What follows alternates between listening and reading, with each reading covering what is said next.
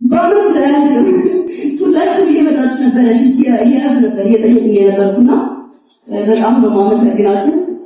ልታሰብ ሳይሆን ፍቅር ልታሳዩ ያመጣችኝ እና እወዳችኋለሁ። በጣም ይቅርታ።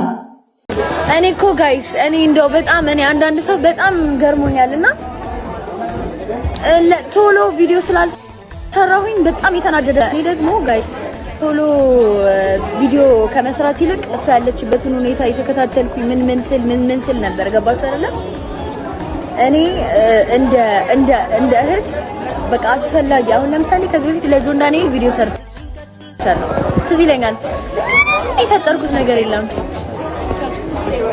ልክ ነሽ፣ ግን እንንገራቸው ምንም የፈጠርኩት ነገር የለም። ግን አሁን ገባችሁ ልጅ በጣም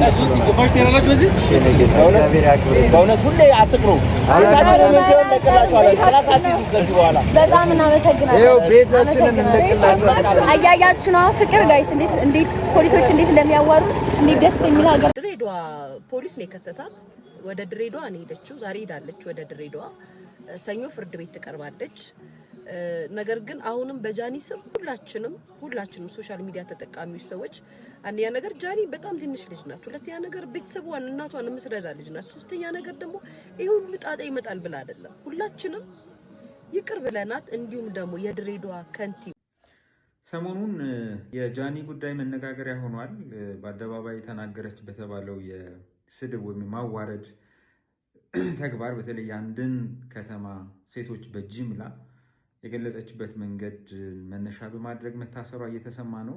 ይህንን አጋጣሚ መሰረት በማድረግ ስለራሷ ስለ ጃኒ ሳይሆን በአጠቃላይ ስለ ስም ማጥፋት ከክብር ጋር ግንኙነት ስላላቸው ወንጀሎች እንነጋገራለን። በጣም የሚገርሙ ጉዳዮች አሉ በዚህ ጉዳይ ላይ ከህግ ጋር በተያያዘ እንግዲህ የሰው ልጆች ክብር አጠቃላይ መልካም ስማቸውና ሰብአዊነታቸው በህገ መንግስቱ አንቀጽ 24 ላይ እየተከበረ ነው። ይህንን ሰብአዊ የሆኑ የሰው ልጆችን ክብር ለማስጠበቅ የወጡ በጣም በርካታ ህጎች አሉ። ማለት ያንን የሰው ልጆችን ክብር የሚነካ የተለያየ አጋጣሚ በሚፈጠርበት ጊዜ ለዛ ጥበቃ የሚያደርጉ ህጎች ማለት ነው። ከነዚህ ህጎች ውስጥ አንዱ በወንጀል ህጉ አንቀጽ 613 እና ተከታዮች ላይ የተቀመጠው በክብር ላይ የሚፈጸሙ ወንጀሎችን ወንጀል ለማድረግ የወጣ ድንጋጌ ነው። በተመሳሳይ የጥላቻ ንግግርና ሐሰተኛ ንግግርን ለመከላከል የወጣው አዋጅ ቁጥር 1185 የኮምፒውተር አዋጆችን ለመደንገግ የወጣው አዋጅ ቁጥር 958 እዚህ ላይ ይጠቀሳሉ ማለት ነውና